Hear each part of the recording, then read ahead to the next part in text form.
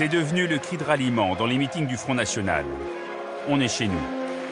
La marque d'une inquiétude, l'expression d'une menace sur notre identité, nos valeurs. On est chez nous. Mais qui sommes-nous? Qu'est-ce que c'est qu'un Français? Un citoyen sur 4 a au moins un de ses grands-parents nés à l'étranger. La France est un des plus vieux pays d'immigration du monde. Beaucoup d'entre nous traînent avec eux des petits bouts d'ailleurs.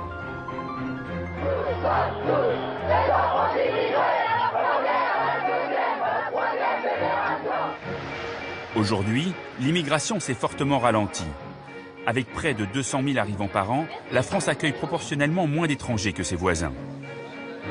Pourtant, le malaise est palpable. Le problème serait même identifié. Nous sommes si fiers de notre système d'intégration. Peut-être faut-il se réveiller pour voir ce qu'il a produit. Il y a un échec dans notre pays. C'est celui de l'intégration. Intégration. Tout viendrait de là. Nous ne saurions plus intégrer les nouveaux arrivants.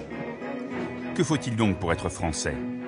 À partir de quand fait-on partie de la communauté nationale? Est-ce une question de papier? C'est pas un bout de papier que nous donne, c'est le cœur.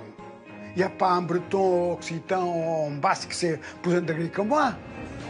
Serait-ce une question d'origine?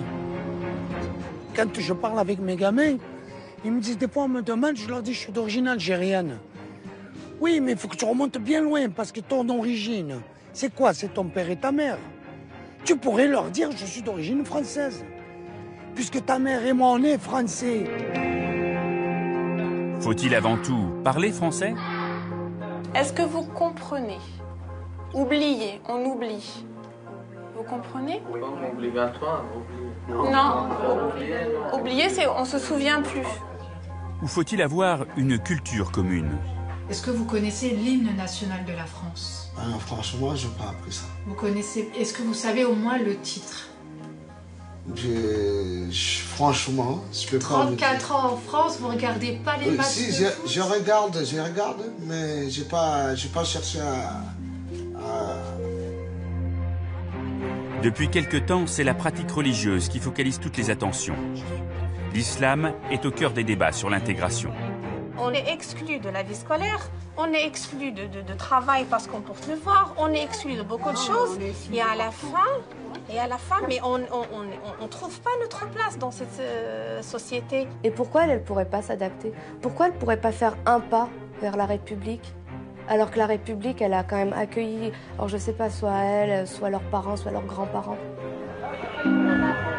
Si les questions sur l'identité sont presque aussi vieilles que l'immigration, les débats n'ont jamais été aussi vifs depuis 60 ans. Serions-nous à un tournant de notre histoire? Français, qu'est-ce que ça veut dire aujourd'hui? Ça n'est pas en assénant des vérités simples pour journal de 20 heures qu'on va arriver tout d'un coup à transformer d'un coup de baguette magique les étrangers en français. C'est pas comme ça que ça se passe.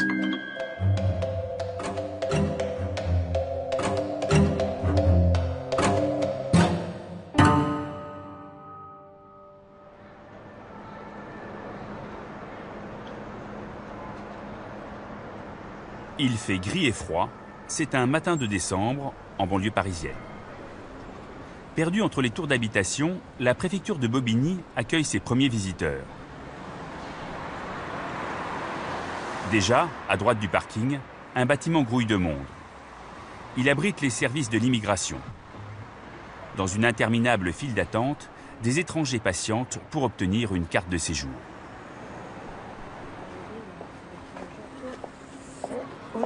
Comment il fait froid. Mina Baloul y a passé des heures. Mais ce matin, ce n'est pas là qu'elle va. Ce matin, elle porte son chapeau gaulois, comme elle dit. Elle s'est mise sur son 31. Ce matin, on l'attend en famille, au bâtiment central, dans la salle de cérémonie. La préfecture. Je viendrai même les yeux fermés. Mina est algérienne. Quand elle ressortira de la préfecture tout à l'heure, elle sera française. Monsieur Dimassi Salah. Dans la salle de gala, plusieurs dizaines d'immigrés ont été convoqués. Monsieur El Médine. Il s'apprête à rejoindre les 3 millions de citoyens naturalisés. Monsieur Paul Manel. On va pas m'appeler, moi, ou quoi? Ils ont changé d'avis.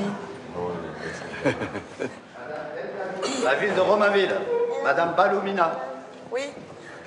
Allez. C'est tout un rituel. Chaque étranger rend symboliquement sa carte de séjour.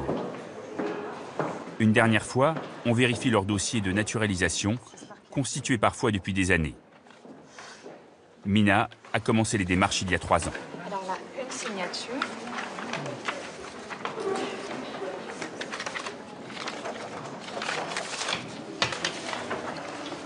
Tout est parfait. Merci. De rien.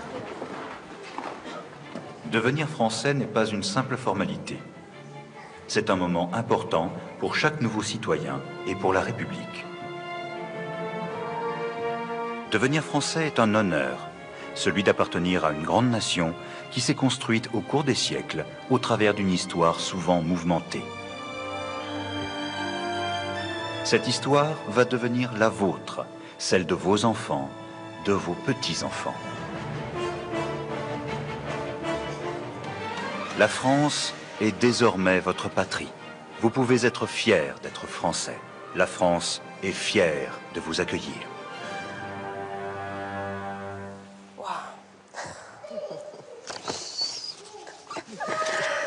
On a tellement galéré pour cette naturalisation, je te jure. Mesdames et messieurs, bonjour. Je suis tout à fait honoré d'être avec vous à l'occasion de la remise de vos décrets de naturalisation. Je sais que c'est pour vous et pour nous tous un moment particulièrement important puisque c'est le moment où on va vous remettre ce qui va matérialiser votre entrée à la fois dans la nationalité et dans la citoyenneté française, c'est-à-dire qui va faire de vous des citoyens de ce pays, d'un pays que vous connaissez pour beaucoup d'entre vous depuis très longtemps, qui a une histoire, des traditions, des valeurs, un droit, une constitution. Merci à vous.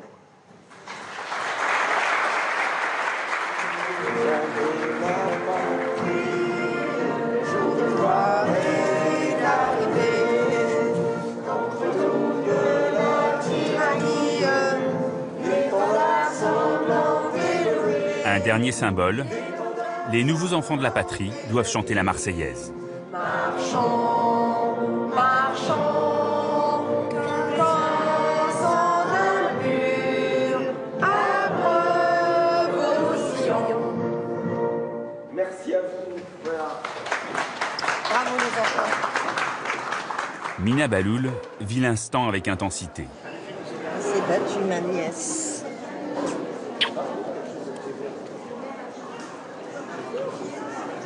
Madame Baloul Mina. Ses enfants sont nés ici. Elle travaille en France depuis 12 ans. Bonjour madame. Bonjour.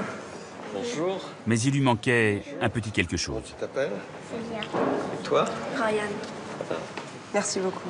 Voilà, c'est à vous madame. On a quelque part un ressenti de prouver quelque chose aux Français qui sont ici, de dire qu'aujourd'hui, on est comme eux, qu'il n'y a pas de différence, que je travaille comme eux, je partage beaucoup de choses avec eux, mais quelque part, il y a quelque chose qui nous manque. Je ne vous cache pas qu'il y a beaucoup de gens, quand ils voient ma carte de séjour, ils me regardent bizarrement. Donc aujourd'hui, je vais être fière de dire que je suis française et accomplie.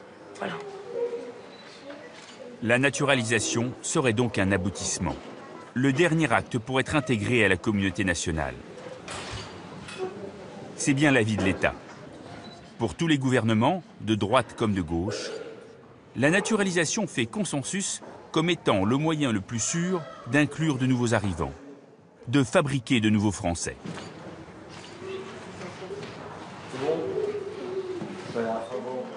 Manuel Valls, Premier ministre d'origine espagnole, lui-même naturalisé à 20 ans, en est un fervent promoteur. Et vous savez que si l'intégration des étrangers dans notre société devait se faire par un biais, je l'ai toujours dit, évidemment, c'est le logement, c'est l'emploi, c'est l'école, mais c'est d'abord par la naturalisation. Parce qu'il faut être fier d'être français, il faut être fier d'appartenir à cette nation à sa culture, à son histoire. Émile Zola, Marie Curie, Le Corbusier, Igor Stravinsky, Joséphine Baker, Marc Chagall, Eugène Ionesco, Joseph Kessel, Pierre Cardin. La liste des étrangers devenus français à fière allure. Pourtant, l'immigré qui s'intègre facilement est en grande partie une légende. Près d'une fois sur deux, il repartira. Et derrière quelques parcours exemplaires, il y eut bien souvent du sang et des larmes.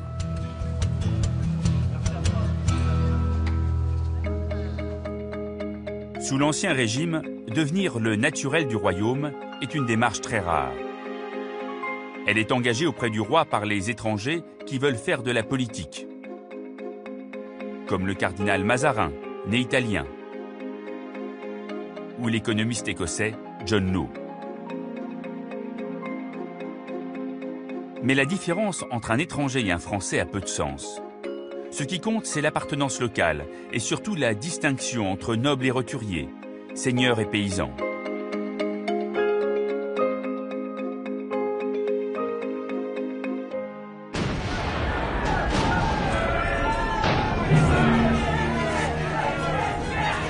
La nuit du 4 août 1789, l'ancien monde bascule.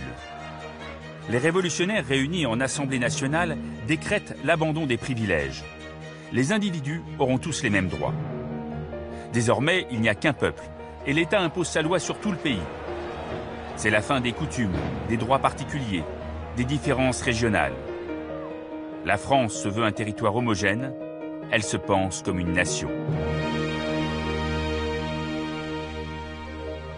Quant aux étrangers qui vivent en France, il faut attendre encore un siècle pour qu'on leur donne un nom. Leur naissance officielle est notifiée dans les réserves de la Bibliothèque nationale. L'édition du Littré de 1876 ajoute pour la première fois 3 mots de la même famille. Immigré, immigration et immigrant, celui qui vient s'établir dans un pays qui n'est pas le sien.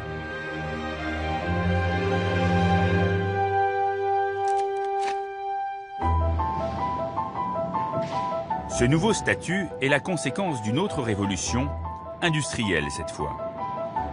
Les usines demandent de la main-d'œuvre, mais depuis les guerres napoléoniennes, la natalité baisse. On manque de bras.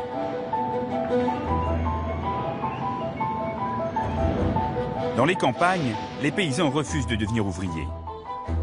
Pourquoi abandonner leurs terres alors que la Révolution les a enfin rendus propriétaires ?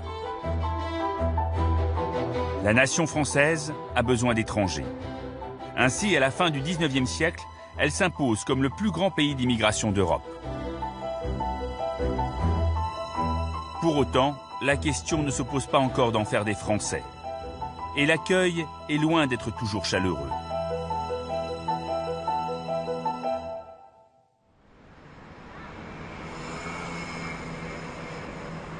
Le Roubaix d'aujourd'hui est à l'image de nombreuses villes du Nord. On décèle des traces de son passé à travers son hôtel de ville, sa Grand Place, les vestiges de son industrie textile et ses briques rouges. Mais rien ne rappelle ceux qui furent à l'origine de son expansion. Roubaix est pourtant une des premières villes françaises à s'être développée par ses immigrés. Il est vrai qu'il ne venait pas de très loin. En 1886, les Belges sont déjà près d'un demi-million, essentiellement dans la région du Nord. Ils représentent 40% des étrangers en France, un taux qui ne sera plus jamais atteint par une autre nationalité. Ils convergent vers les mines et les industries textiles. À Roubaix, il y a plus de Belges que de Français. La rue des Longues Haies, aujourd'hui rebaptisée rue Édouard Ansil, est une rue quasi exclusivement belge.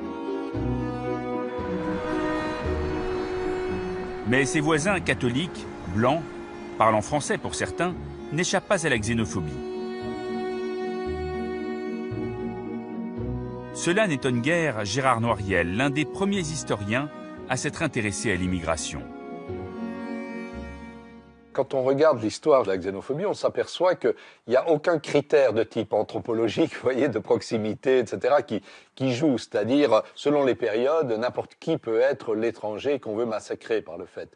Et là, évidemment, ça s'explique toujours par des contextes assez précis. C'est-à-dire que là, c'est en période de crise économique dans le bassin minier, parce que les Belges ont été accueillis, je dirais, ou recrutés en grand nombre pour travailler dans les mines. Et pendant la crise économique, quand il y a des gens qui sont au chômage, eh bien, il y a ce mécanisme qui va se reproduire à plusieurs reprises. Et là, il y a effectivement, les Belges sont manu militari, expulsés des puits, et il y a une xénophobie très forte. Accusés de voler le travail des Français, les Belges sont harcelés, comme en attestent les journaux de l'époque. L'échauffourée de lundi dernier a jeté la terreur parmi les Belges habitant les corons.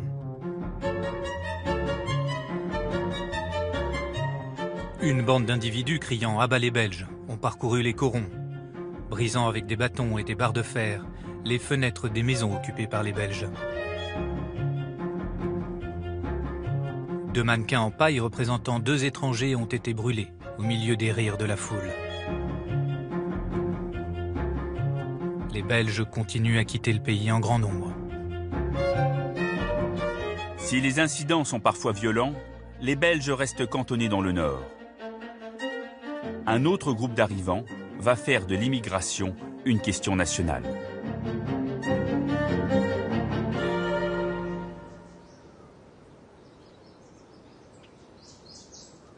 En pleine Camargue, au cœur des marais salants, Aigues-Mortes est une petite ville fortifiée.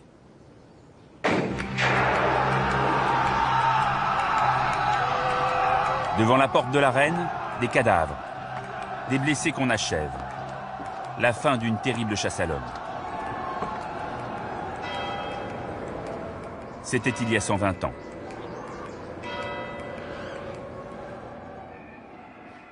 Est-il vrai qu'on aurait découvert aux environs d'Aigues-Mortes de nouveaux cadavres d'Italiens ces derniers jours? Cette découverte aurait été signalée... Luc Martin cherche toujours à comprendre.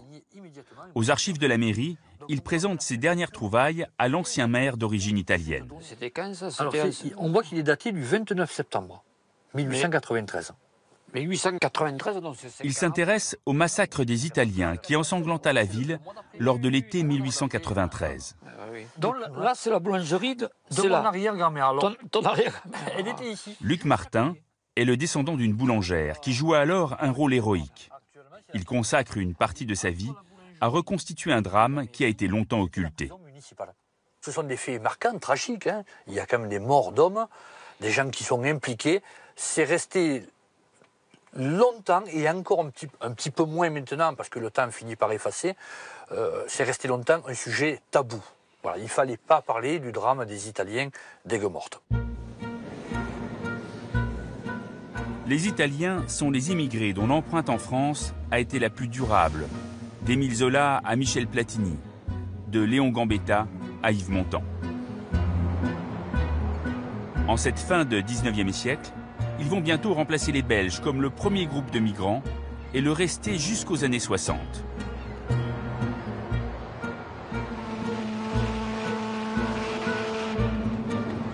C'est logiquement dans le sud qu'ils sont le plus présents. À Marseille, le vieux port s'est construit avec les Napolitains. Les Italiens représenteront jusqu'à un quart de la population. On a coutume de plaisanter. Ici, il n'y a pas d'étrangers. Nous sommes tous Italiens.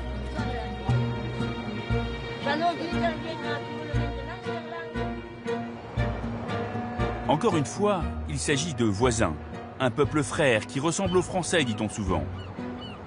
Des immigrés qui s'intègrent facilement. Ce n'est pourtant pas comme cela qu'ils sont vus à l'époque. La peur de l'invasion est récurrente, à l'image de ce cri d'alarme du démographe Jacques Bertillon. Un problème angoissant devrait seul occuper la pensée des Français. Comment empêcher la France de disparaître? Comment maintenir sur terre la race française?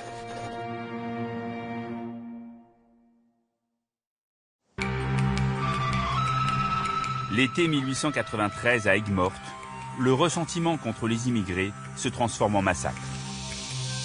Dans les marais salants, les ouvriers français et italiens sont en concurrence. Le matin du 16 août, un groupe de Piémontais en vient aux mains avec des Ardéchois. Au village, la rumeur enfle. Le sang aurait coulé, la faute aux étrangers. Dans les rues, les Italiens sont pris à partie. La chasse à l'homme est lancée. Devant la mairie, à la place de cette banque, on trouve à l'époque une boulangerie, celle de la veuve Fontaine, l'arrière-grand-mère de Luc Martin. Cette boulangerie va devenir le fort Alamo d'Aigues-Mortes parce qu'elle va être le refuge d'une trentaine d'Italiens qui, ne sachant où se réfugier, vont directement se réfugier dans cette boulangerie. Alors bien sûr, on sait bien que si les émeutiers avaient voulu pénétrer en force, ils l'auraient fait. Mais par respect pour cette femme seule, qui gagnait modestement sa vie, ils ne sont pas rentrés. Mais ils ont monté le siège devant la boulangerie et ces Italiens qui sont enfermés dedans vont y rester jusqu'au lendemain, 17 août, en fin de soirée, où ce sera la troupe venue de Nîmes qui les libérera, enfin, j'ai envie de dire, de la pression des émeutiers. D'autres n'auront pas cette chance. Alors que la folie s'empare du village, les ouvriers italiens des marais salants rentrent à Aigues-Mortes, sous la protection des gendarmes. Pour apaiser la tension, le capitaine Cablet veut les évacuer jusqu'à la gare. Il n'aura pas le temps. Ce convoi arrive à la porte de l'Arène, où là, malheureusement pour le capitaine Cablet, une bande d'environ 600 émeutiers attend le pied ferme ce convoi d'Italiens. Ils ont des gourdins, des pelles, ils veulent en découdre, on crie mort aux Italiens, on les injurie, tout ça. Et ils se sont rués soudainement à l'assaut sur ces 80 Italiens. Le rapport de gendarmerie est accablant. Des pierres énormes sont lancées de tous côtés. À chaque pas, on est forcé de laisser sur le sol des victimes sans défense, que des forcenés viendront avec une sauvagerie sans nom, achevée à coups de bâton. Le bilan officiel français fait état de 8 morts et d'une cinquantaine de blessés. Mais la presse étrangère en annonce 7 fois plus.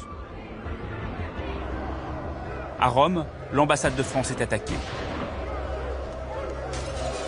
L'affaire prend une tournure internationale. L'Italie est alliée avec l'Allemagne, l'ennemi héréditaire. Aigues-Mortes pourrait déclencher la guerre. Quelques semaines plus tard, les émeutiers en procès sont tous acquittés malgré des charges accablantes. Donner raison aux étrangers, c'eût été humilier la France.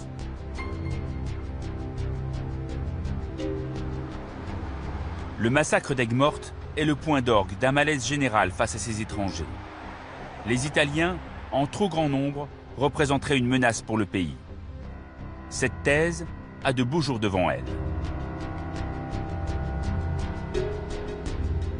Ça a duré, on a retrouvé une note du général de Gaulle en 1945 disant qu'il ne fallait pas naturaliser plus de, je sais plus, 50% d'Italiens parce que la race française, c'était le terme employé, serait en péril. Il y avait le sentiment qu'il y avait une menace sur l'identité française, entre guillemets, à cause de l'immigration italienne, ce qui aujourd'hui paraît complètement ahurissant, mais pourtant c'est la réalité historique.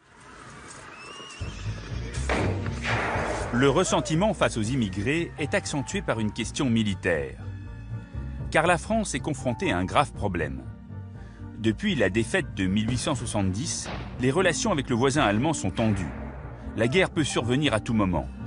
On a besoin de soldats. Or, les immigrés ne font pas les 3 ans de service militaire. Et ils peuvent rester éternellement étrangers de père en fils. Le droit de la nationalité, qu'on appelait la qualité d'être français à l'époque, permettait aux individus, même quand leurs parents étaient nés en France, leurs grands-parents nés en France, de décliner la qualité de français à leur majorité. Et 90%, je dis bien 90%, le faisaient. C'est-à-dire disaient qu'ils n'étaient pas français pour éviter de faire le service militaire. En 1889, une loi pose les bases de la nationalité telle qu'on l'entend aujourd'hui. On est français quand on a des parents français. C'est le droit du sang. Mais on peut aussi devenir français quand on est né en France. C'est le droit du sol. Et on l'est même automatiquement si l'on a ses 2 parents nés en France.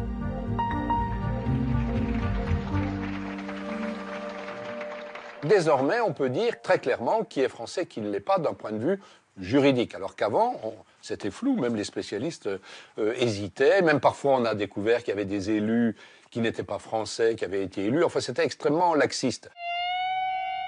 Avec cette loi, de nombreux étrangers qui vivaient en France depuis toujours se retrouvent français malgré eux. Une autre question devient alors essentielle. Peut-on devenir français si on ne l'est pas ?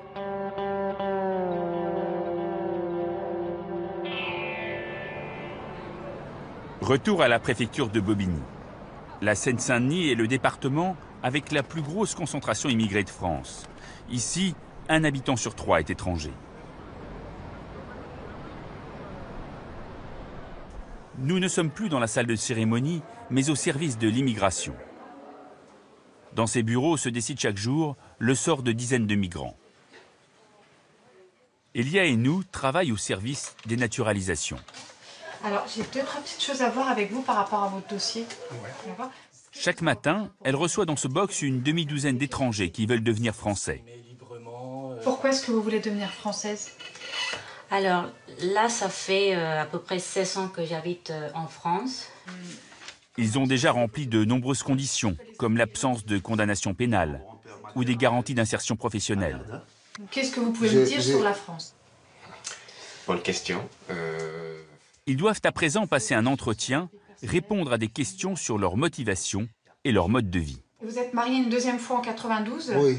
Et vous avez eu un autre enfant en 98 voilà, et un autre en 2002. Voilà, votre femme était d'accord, la première ? Oui, elle était d'accord. D'accord, très bien. Vous savez que ça risque de poser un problème au niveau du dossier ? Oui. Oui, bon oui, ça peut poser un problème. Pour nous, ça s'appelle la polygamie. Et la polygamie, c'est interdit au niveau en France. En général, à la maison, qui est-ce qui s'occupe des comptes bancaires ? C'est vous ? C'est monsieur ? C'est tous les deux ? C'est les deux. Les deux ? Les deux. C'est chacun son compte ? C'est un compte commun ? Non, c'est un compte conjoint. D'accord. Parlez-moi un petit peu des valeurs de la France. Les valeurs de la France, c'est déjà au niveau de les droits humains, déjà. Les droits. La devise de la République, est-ce que vous la connaissez, la devise ? Et la devise de la République est liberté, égalité, fraternité. Que représente la France pour vous, finalement ? La France vraiment représente un pays qui reconnaît les droits de l'homme. Ici, je me sens vraiment être humain. J'ai une valeur. Je sais que je sers à quelque chose. Et j'aime bien aussi le fait d'être libre, de dire, par exemple, d'exprimer mon homosexualité. Voilà. Le sociologue Abdelali Hadjat a fait sa thèse sur la naturalisation. Il a assisté à de nombreux entretiens. Il rappelle que pour l'État, naturaliser, cela revient à choisir. On vise à trier les bons des mauvais étrangers. C'est ça l'idée. Et l'idée qui est centrale dans la procédure, c'est que la nationalité, ça se mérite. Et la question, c'est comment mérite-t-on cette nationalité ? Depuis la loi de 1945, pour mériter cette nationalité, il faut justifier de son assimilation à la communauté française. La formule, assez vague, est précisée en 2003.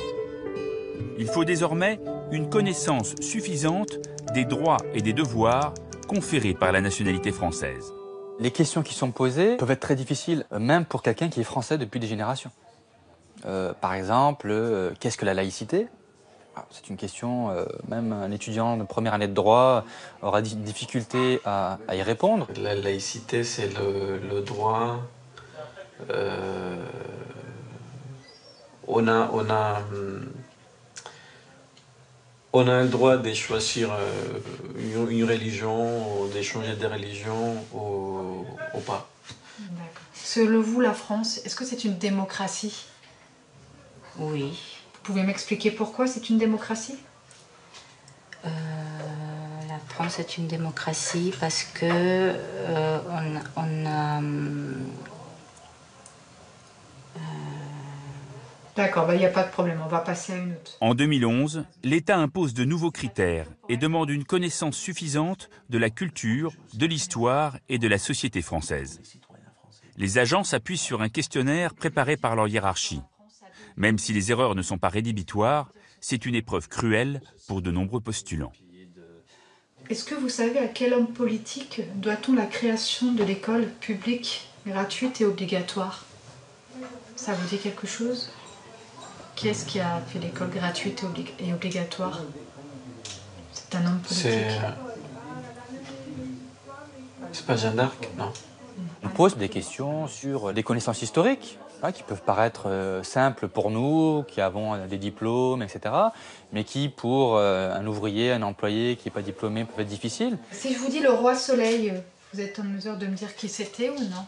Le roi Soleil, ça me dit rien, mais... Ça vous dit rien? Si je vous dis château de Versailles? Ben, c'est le château de Versailles, c'est le grand château, l'histoire de la France. Qui est-ce qui a vécu dans le château de Versailles? Ben, c'est la princesse... La princesse. Comment elle s'appelle? Le château de Versailles, je l'ai visité avec ma femme, donc voilà. Et qu'est-ce que vous pouvez me dire sur le château de Versailles? Qui est-ce qui habitait dans le château de Versailles avant? C'est qui habitait? Ben, c'est le roi de la France. Vous savez comment il s'appelle, non? Vous avez... le roi de la France, donc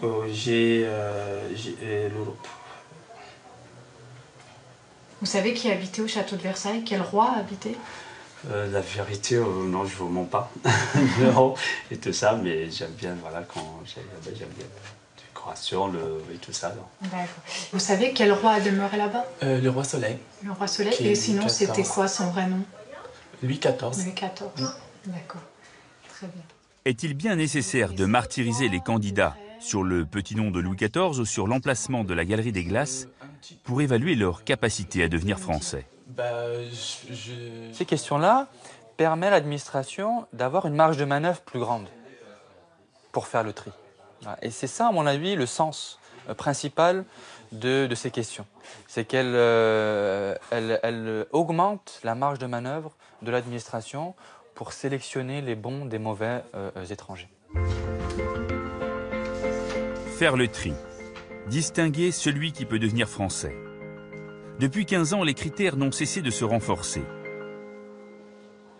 Quant au principe de cette sélection, il est né dans les années 20.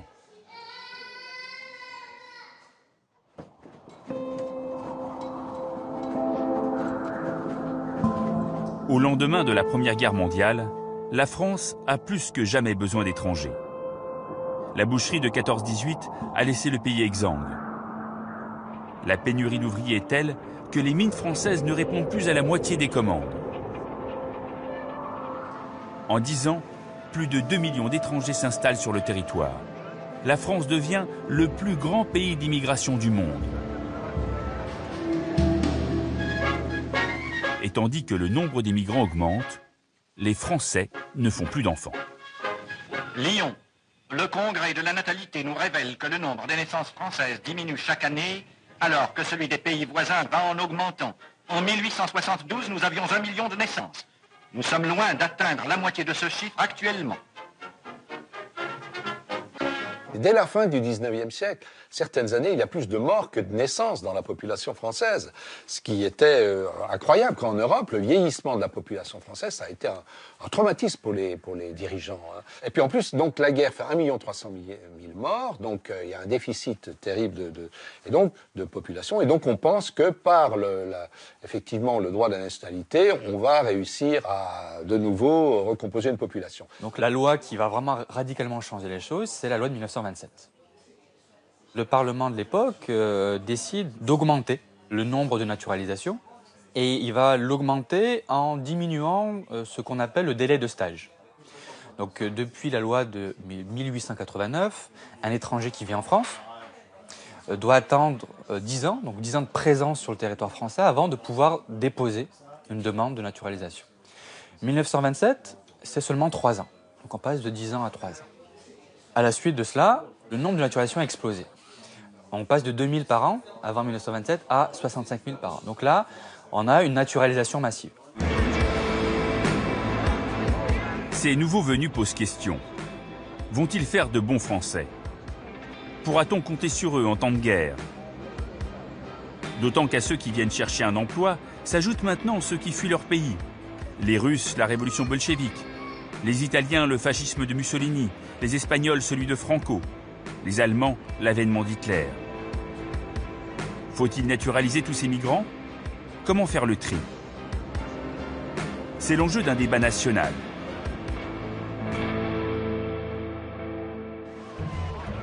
Jusqu'à présent, la naturalisation était un acte administratif, rien de plus. Sauf pour une catégorie d'individus, les indigènes des colonies. Si on admire volontiers leurs traditions exotiques, il n'est pas question d'en faire des citoyens français comme les autres. Dans les colonies françaises, notamment en Algérie, ce qu'on appelle les Français musulmans d'Algérie, étaient exclus de la citoyenneté malgré le fait qu'ils aient la nationalité française. Donc c'était des nationaux, ils dépendaient de l'État français, mais ils n'avaient pas les droits politiques, éligibilité, etc.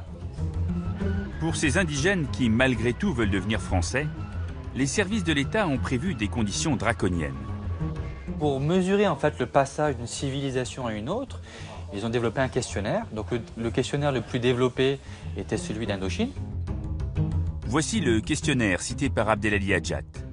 Aux candidats à la naturalisation, on demande par exemple: fait-il de la musique française? S'intéresse-t-il à la science française? A-t-il une politesse française?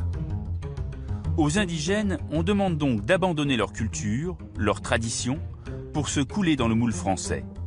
C'est ce qu'on appelle l'assimilation. Et c'est bien d'assimilation dont on discute à présent à l'Assemblée nationale pour tous ceux qui pourraient devenir français. Charles Lambert, le père de la loi de 1927, député radical socialiste, l'énonce clairement. Le but d'une politique de rénovation de la race française doit avant tout viser l'assimilation d'individus similaires.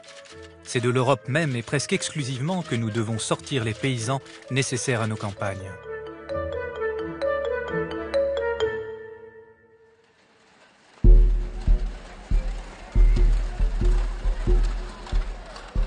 Parmi ces Européens, les Polonais, blancs et catholiques, font partie des priorités pour repeupler la France. Mais l'immigration choisie va subir quelques ratés. Au lendemain de la guerre, la Pologne est un pays pauvre de petits paysans. C'est un réservoir idéal pour la France en mal de main-d'œuvre. Dès 1919, une convention entre les deux pays organise le recrutement et le voyage.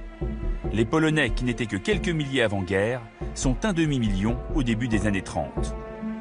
Pourtant, dès le départ, ces nouveaux venus rechignent à s'intégrer, comme le notent les préfets dans leur rapport. Ils ne fusionnent pas avec les Français qu'ils semblent fuir. Ils conservent leur langue et leurs habitudes particulières.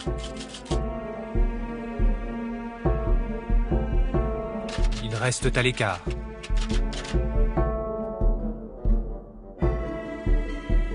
Alors qu'ils emménagent en terre laïque, ils multiplient les signes extérieurs de piété. Ils ajoutent même au calendrier leur propre jour férié, où ils refusent de travailler, comme le 25 mars pour l'Annonciation, ou le 26 décembre pour la Saint-Étienne. À l'école, ils demandent à recevoir des cours de polonais, et surtout, ils repoussent vigoureusement toute naturalisation.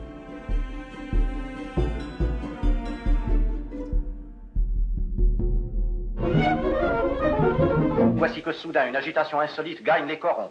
On vient d'apprendre que les mineurs polonais retiennent prisonniers au fond de la fosse de l'Escarpelle 20 travailleurs français pour protester contre l'expulsion de 2 de leurs compatriotes. Au début des années 30, quand la crise économique éclate, ces immigrés qui ont refusé de devenir français se retrouvent en première ligne. À l'image de ces grévistes dans le nord de la France, ils sont expulsés au premier incident. Monsieur Rochard, préfet du Pas-de-Calais, a décidé l'expulsion des grévistes polonais. Les mineurs polonais, renonçant à toute nouvelle tentative de rébellion, se sont mis à faire leurs préparatifs de départ. Beaucoup d'entre eux étaient installés dans la région depuis plus de 10 ans. Après avoir rapidement emballé les objets qu'ils pouvaient emporter et vendu le reste, ils se sont rendus à la gare accompagnés de leurs familles. Certes, cet exode nous émeut, mais il importe de se montrer sévère à l'égard de ceux qui ont manqué au devoir que leur a imposé la généreuse hospitalité de la France. Un train spécial ramène les mineurs en Pologne.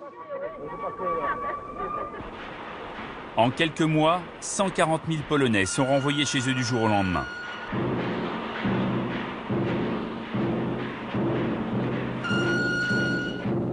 La crise renforce la suspicion à l'égard de tous les étrangers. Même ceux qui sont déjà naturalisés suscitent de la méfiance.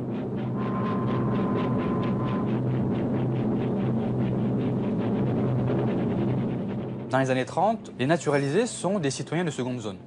Ils ont certes la nationalité française, mais on va leur retirer le droit de vote pendant la période de 5 ans, après la date de naturalisation.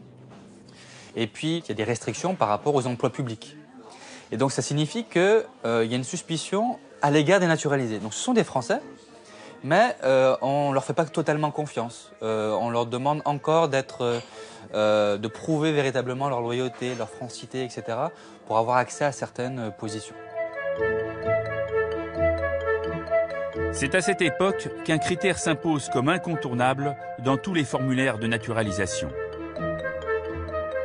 Un critère qui est aujourd'hui encore le critère primordial pour devenir français. Alors je vais vous aider à comprendre ces mots. C'est des phrases pour donner son avis. Si vous êtes d'accord, exprimez quelque chose de positif ou alors quelque chose de négatif. Donc j'ai mis cette phrase au tableau. Qui est-ce qui peut lire cette phrase, voir si tout le monde comprend? On a oublié souvent que l'école était une chance. Oui. Est-ce que vous comprenez? Oubliez. Syriens, Mexicaines, Rwandaises, Algériens, Japonaises, Turcs, Nigérianes, Somaliens. Cette tour de Babel est une classe de l'IFRA, un organisme de formation à Lyon. Donc on oublie trop souvent que l'école est une chance. Oui. Parce que pour les autres enfants, l'école est pas une chance et pas chaque enfant peut aller à l'école. La plupart sont en France depuis moins d'1 an. Dans quelques années, ils seront peut-être naturalisés. Pour l'heure, ils doivent répondre au premier des critères, parler français. C'était quoi le sens de ça? Qu'est-ce que vous vouliez expliquer avec ce mot? C'est pour expliquer les enfants à la campagne ou les enfants à la ville? Les enfants à la ville. À la ville? À la ville. Il y a comment on fait? Free education. La free. La gratuite. Imposée dans les années 30, la connaissance du français est inscrite dans le Code de la nationalité depuis 1945. C'était l'instruction qui était obligatoire. Est-ce qu'il y a une autre phrase? Quelqu'un veut dire autre chose? Nul ne peut être naturalisé s'il ne justifie une connaissance suffisante de la langue française. Est-ce que vous êtes d'accord? Est-ce que vous comprenez pourquoi je... Depuis 2007, même pour une carte de séjour, un niveau minimum est requis. Pour certaines nationalités, la marche est haute. Il y a plein des informations administratives. Il n'y a pas de la traduction, bien sûr japonaise. Hein. Et surtout, surtout les informations. Et les Français parlent trop vite pour nous. Même je ne comprends pas, il faut sourire toujours. Il y a quelque chose de facile, mais il y a quelque chose de difficile. Par exemple, si je fais commerce, c'est facile. Mais si je vais discuter ou contacter avec les autres, c'est très difficile sans français. Moi, maintenant, 2 jours, 2 années, 2 années en France, maintenant, moi, je ne comprends pas bien le français. J'ai besoin d'apprendre le français pour parler bien. Oui, pour intégrer dans la société. Oui, c'est mieux. Parler la langue pour s'intégrer dans la société, voilà qui semble une évidence, une nécessité.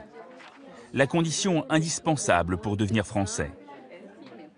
Mais l'histoire de l'immigration est pleine de contre-exemples et la réalité est beaucoup plus complexe.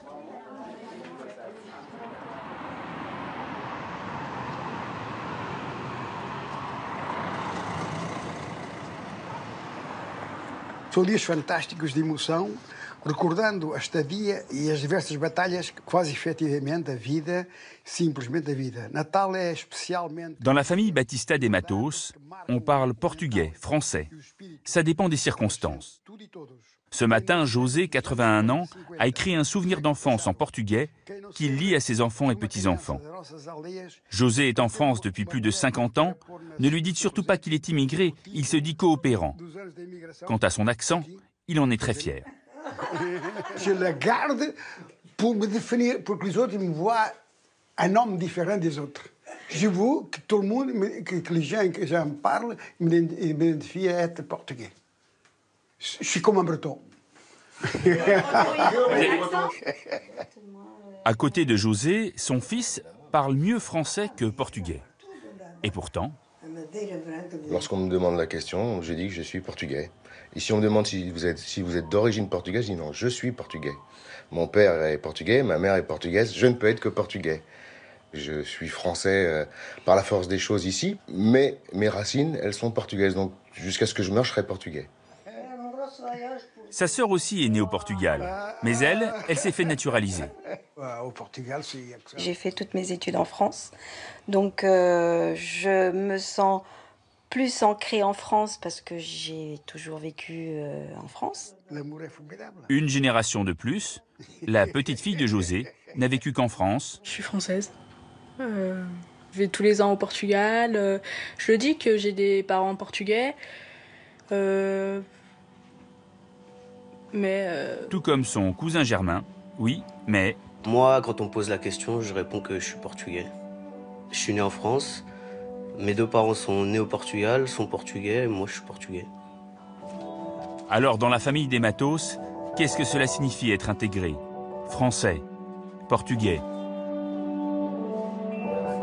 L'histoire de José s'affiche sur les murs de son appartement. Elle ressemble à celle de beaucoup d'immigrés de l'après-guerre. Ça, c'est une utopie au Portugal. C'est avec ça qu'on jouait quand j'étais à l'école, parce qu'il n'y avait pas d'autre chose. C'est qu'on jouait à l'école. José a quitté son village en 1963. Les Portugais sont alors les parents pauvres de l'Europe. Ils fuient la misère et la dictature de Salazar. Ils viennent en masse compléter les effectifs du personnel de maison pour les femmes et du bâtiment pour les hommes. Leur progression est sans égale dans l'histoire de l'immigration française. En 1954, ils sont 20 000. 20 ans plus tard, ils sont 750 000 et deviennent la première communauté étrangère. La France manque alors cruellement de logements. José passe 4 ans au bidonville de Champigny-sur-Marne avec des dizaines de milliers de compatriotes. De cette période, il a gardé la bassine avec laquelle il se lavait tous les jours. Cette bassine, c'est historique. Parce que, heureusement que je l'ai gardé pour dire à mes enfants qu'est-ce que j'ai été. J'ai pas honte de ça. José commence par travailler dans les égouts. Puis il est affecté à la construction du métro parisien et du RER. Val-de-Fontenay, Charles de Gaulle-Étoile, il est de tous les chantiers. À l'image de cette pierre qui trône dans son salon, il en garde une immense fierté, celle d'avoir construit un petit morceau de la France. Quand je prends le métro aujourd'hui, je me souviens de ça. Quand je passe dans le tunnel, je dis, c'est moi qui a dirigé ça. Je suis fier. Quand il y a quelqu'un qui me dit, moi je suis français, mais qu'est-ce que tu as fait pour la France? Moi je ne suis pas français de carte. J'ai une histoire, une culture, mais j'aime la France, c'est mon pays, c'est parce que je l'ai dit à faire. C'est pas de paroles, c'est d'actes. J'aime pas les paroles sans actes. Ça, c'est ma manière d'être. J'ai reçu cette semaine. Aujourd'hui, il partage son temps entre le Portugal et la France. Entre les deux cultures, José ne veut pas choisir. Et il s'agace dès qu'on lui parle d'intégration. Derrière, c'est la mer. Quelle intégration? Il n'y a pas un breton, occitan, un basque, c'est plus intégré que moi. Mais j'ai payé mes impôts, j'ai commencé à payer, j'ai commencé à aller au marché, j'ai commencé à acheter, à vendre, à travailler pour la France depuis le premier jour que je suis arrivé là. Moi, j'ai pas peur de la police, jamais la police est venue, jamais, aucun problème. Moi, je dis même, 99% des autres, Français et compagnie, sont moins Français que moi. Regarde-moi ça, mais c'est fantastique. Si José n'a jamais voulu être naturalisé, c'est peut-être aussi parce qu'il est arrivé dans un contexte bienveillant pour les immigrés. Thibault, il voulait être technicien, on ferait le chantage. En 1945, la France est un champ de ruines. Et l'histoire se répète. Comme au lendemain de la Première Guerre, elle a un besoin impérieux de main-d'œuvre. Mais l'image de l'étranger a changé. La moitié des soldats qui ont débarqué en Provence étaient des indigènes. Ils ont participé à la libération de la France. Les immigrés, ceux qu'on appelait la racaille dans les années 30, se sont illustrés dans la clandestinité. La défaite du nazisme a fait reculer les théories racistes. Quand le Conseil de la Résistance se prononce pour le recrutement d'immigrés, l'opinion publique y est prête.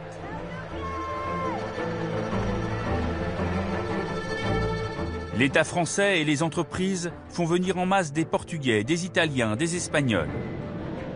Mais ils font aussi appel à une nouvelle immigration en provenance des colonies, et notamment d'Afrique du Nord. Les actualités font l'éloge de ces nouveaux travailleurs dont la France a besoin.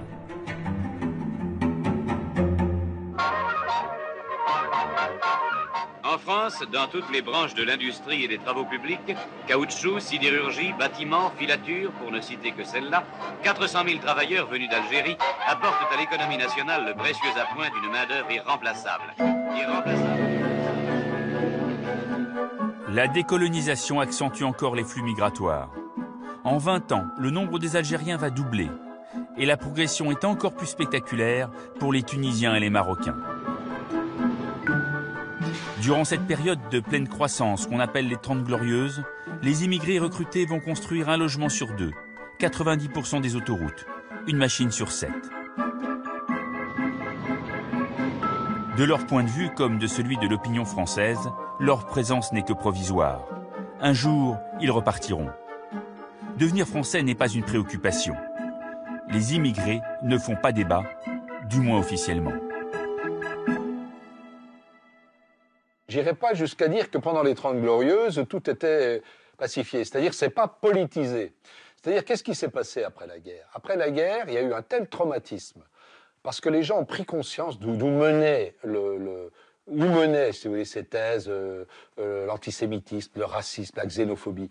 Et donc, il y a eu une sorte de consensus, là, pour le coup, républicain, visant à tenir en lisière les groupuscules d'extrême droite. Mais ils existaient encore. Mais ils ne dépassaient pas, ils étaient tenus en lisière. Parce que dans les archives, même des années 60, des années 70, moi, je retrouve beaucoup de textes, de lettres. S'il y avait eu Internet à l'époque, on aurait eu des gens qui auraient exprimé leur haine à l'égard des étrangers, de leurs voisins, etc., même si ce n'était pas une période de crise. Au début des années 70, la question de l'intégration revient dans le débat public. Car une réalité s'impose. Bon nombre de ces immigrés ne rentreront jamais chez eux.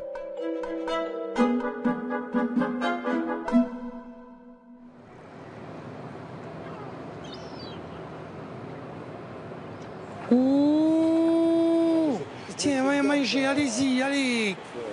Où il y a faim? Où tu as vu faim, toi? Le loucheur qu'il est, celui-là, alors. Tiens, ma gibounette. Ah là, les 50 de tout à l'heure. Tu t'en rappelles? Eh ouais, il coupe pas de trèfle, lui. Et j'ai que ça, Robert. Qu'est-ce que tu veux que je fasse? Kader Tiglit est un Marseillais de toujours.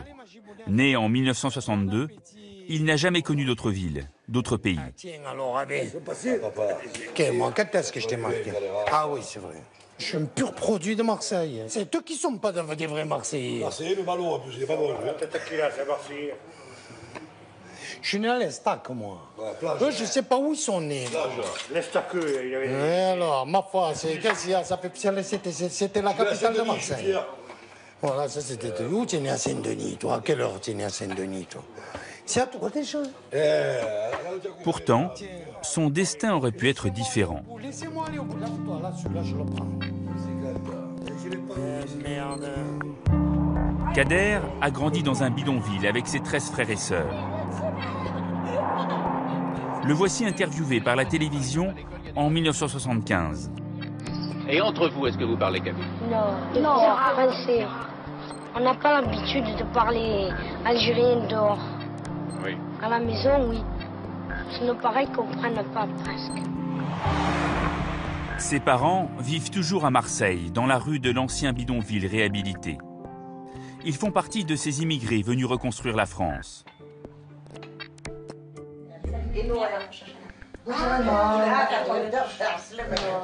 À 96 ans, la mère de Kader a conservé ses coutumes et son français très approximatif. Ma belle-sœur, mes nièces, mon frère, quand on parle ensemble, on parle français. Et dès qu'on s'adresse à ma mère ou à mon père, c'est systématique, c'est kabyle. Voilà. Mais entre nous, je crois que de mémoire, on n'a jamais parlé kabyle. Non. Jamais, jamais, jamais. C'est que... Oui, sauf sous la menace, comme il dit mon frère. Les parents de Kader n'ont pas cherché à devenir français. Quand ils sont arrivés, dans les années 50, ils croyaient être de passage. Pour mon père, c'était très clair, lui. Hein. Il venait faire du fric et repartir. Lui, son rêve, c'était de reconstruire son village. Faire des enfants, mettre de l'argent de côté et repartir. Pour lui, dans son esprit, jamais il s'est agi de se sédentariser. Hein. Pour lui, c'était une terre étrangère, etc. Il n'a jamais été question qu'il reste là, lui. C'est nous qui l'avons obligé à rester. Parce que quand on lui a proposé, quand on était nous, tous ceux qui étions nés ici en France, en âge de parler, c'est qu'on n'était plus des gamins, qu'on était devenus des acteurs, qu'on commençait à travailler, à participer financièrement à la maison, on avait droit à la parole un peu. Mais non, on y a dit, mais papa, je suis désolé, mais on n'y va pas, nous, en Algérie. Il était hors de question qu'on rentre à l'étranger, puisque c'était notre pays ici. Mais de l'Algérie, qu'est-ce qu'on connaissait, nous? Rien. Mais alors que la crise pointe son nez, les immigrés ne sont plus aussi bienvenus. L'étranger accusé de voler le travail des Français est de retour. Après le Belge, l'Italien, le Juif, le Polonais, c'est l'Arabe qui est dans le collimateur. Il y a déjà pas assez de travail pour les Français, alors si on prend encore les étrangers. Vous croyez que c'est un gros problème pour la France actuellement? Ah oui. Il y en a qui sont absolument nécessaires, puis il y en a d'autres qui sont ici pour rien du tout. C'est pas qui arrivent dans le pays, pourquoi faire? Pour se faire mettre dans les hôpitaux, n'importe quoi, se faire soigner, vous comprenez? Vous croyez que c'est un problème important pour la France actuellement? Ah oui. La guerre d'Algérie a laissé des traces. Les agressions racistes se multiplient. Elles culminent lors de l'été rouge de Marseille en 1973. Le 25 août, un déséquilibré algérien assassine un conducteur de tramway. C'est le prétexte à un déclenchement de haine. L'éditorialiste du Méridional écrit « Nous en avons assez. Assez des voleurs algériens, assez des casseurs algériens, assez des violeurs algériens, assez des proxénètes algériens, assez des fous algériens, assez des tueurs algériens. » Le lendemain, des expéditions punitives dans des foyers d'immigrés font 7 morts. Quelques semaines plus tard, le consulat d'Algérie est la cible d'un attentat. 4 morts, 12 blessés graves. L'émotion est telle que le gouvernement algérien suspend l'immigration en direction de la France. Entre 1971 et 1977, au moins 70 Algériens sont tués dans des crimes racistes. Pourquoi avant il n'y avait pas tous ces regards méchants, tout cela, tous ces mouvements. On est mal regardé, on est repoussé par tout le monde. Le comité de défense des Marseillais est né d'un réflexe d'autodéfense de la population marseillaise face aux exactions de plus en plus nombreuses d'une pègre nord-africaine. Je me rappelle parfaitement de ces années. Ces années de ratonnade, de racisme à l'extrême. Il y a eu des meurtres, il y a eu des assassinats. Ça a été une période horrible.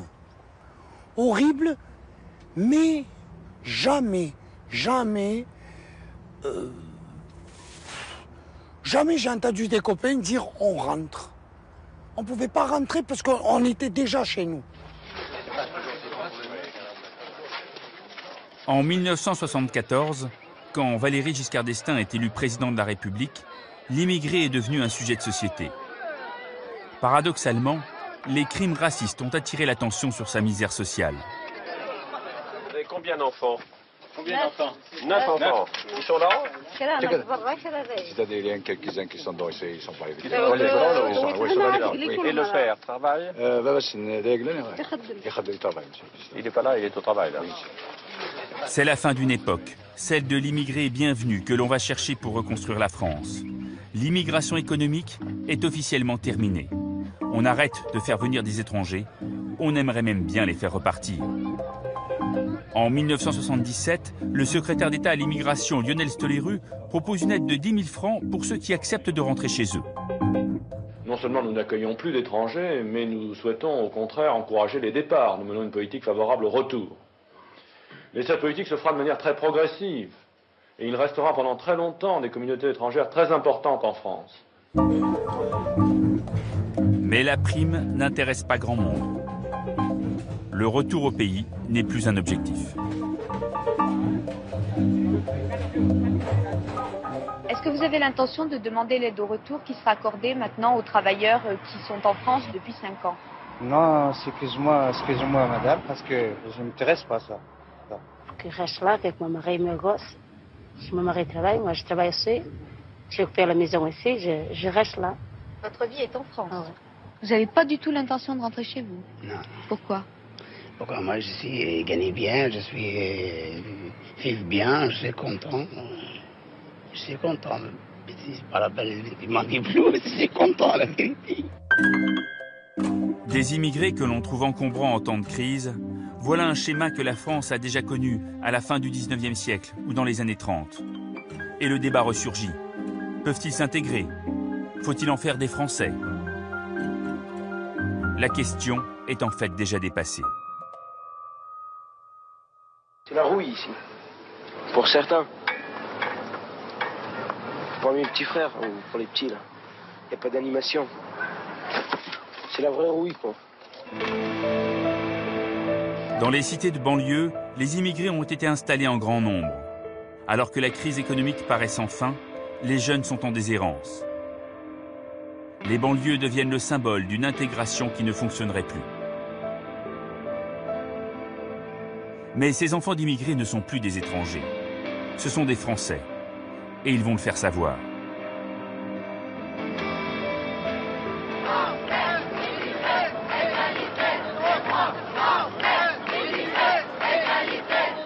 Décembre 1983. La marche pour l'égalité rassemble 100 000 personnes à Paris. Elle est partie de Marseille 3 mois plus tôt, après un nouvel incident entre jeunes et forces de l'ordre. Une trentaine d'enfants d'immigrés décident de traverser la France pour dénoncer le racisme. Les effectifs enflent, l'arrivée à Paris est un triomphe. On les appellera bientôt la deuxième génération. Qu'est-ce que vous attendez? Un monde meilleur pour nous, si c'est possible. On ne demande pas la lune, on demande de vivre, c'est tout. Et vous croyez que la manifestation, la marche va servir à quelque chose? Oui, l'intérêt. Oui, on est là. Ça prouve au moins qu'on est maintenant capable de s'organiser entre nous. C'était un sentiment de fierté, là. Parce qu'il y avait nos grands frères, pour la première fois, c'était là qu'on commençait à se constituer en association. Il y a eu des mouvements qui se sont créés.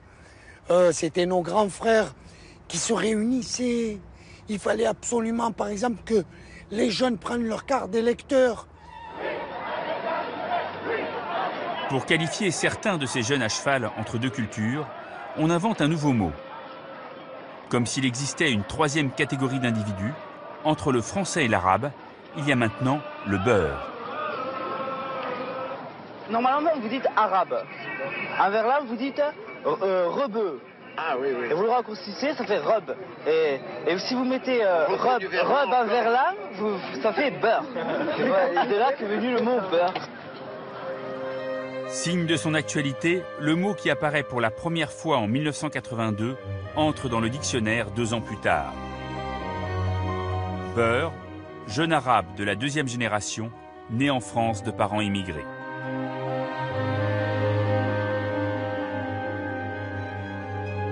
Vous êtes là, vous êtes venus, parce que vous le savez, ce mouvement n'appartient à personne, parce qu'il n'appartient qu'à vous que vous soyez Beurre de Bordeaux, Juifs de Toulouse, Antillais de Brest, à vous, Français de toute culture, immigrés de la première à la 10e génération.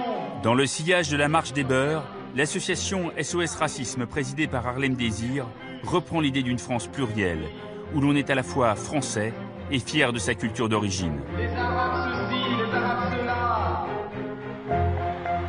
Cette France de la diversité est portée par le discours politique. Depuis 1981, la gauche est au pouvoir. Elle fait l'éloge d'un pays plus généreux, plus ouvert sur le monde. On ne parle plus d'assimilation trop violente, trop coloniale, mais d'intégration. La France doit reconnaître l'apport de ses immigrés, comme le souligne malicieux le président de la République, François Mitterrand. Nous sommes français, nos ancêtres les Gaulois, un peu romains, un peu germains, un peu juifs, un peu italiens, un peu espagnols, de plus en plus portugais, peut-être, qui sait, polonais. Et je me demande si déjà nous ne sommes pas un peu arabes.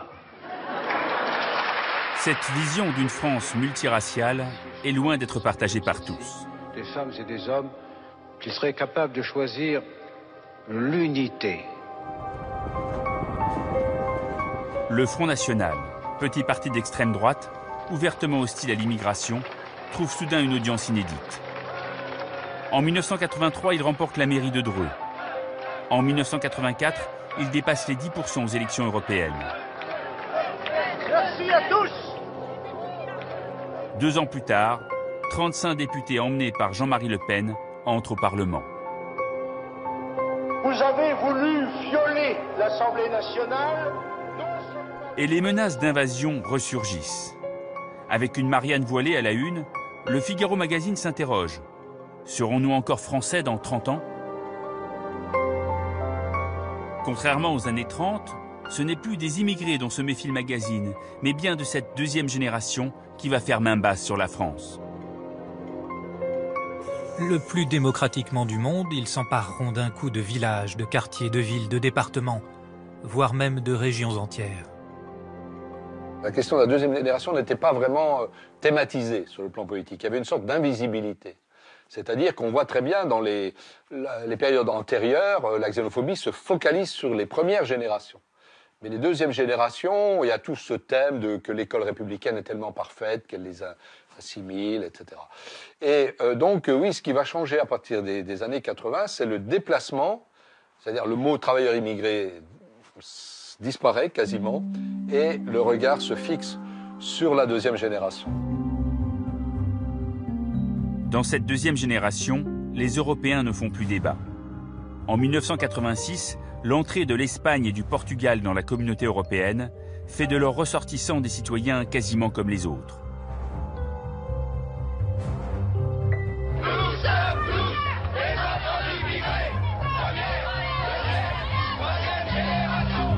C'est essentiellement aux enfants de Maghrébins et d'Africains que l'on reproche une mauvaise intégration. On ne parle plus de race comme avant-guerre, mais de culture, jusqu'à ce qu'une nouvelle question envahisse le débat, la question religieuse.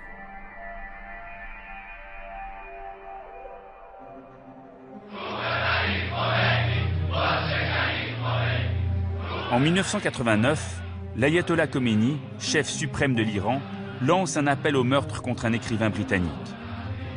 Salman Rushdie, lui-même musulman, est accusé d'avoir blasphémé le prophète dans son ouvrage « Les versets sataniques ».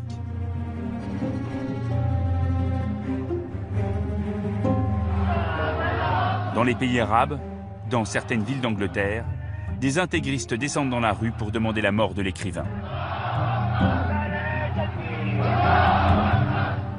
En France, la place de la République, habituée des défilés syndicaux, est envahie par une foule haineuse.